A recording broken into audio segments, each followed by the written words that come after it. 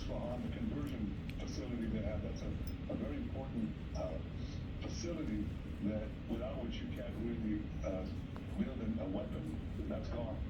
There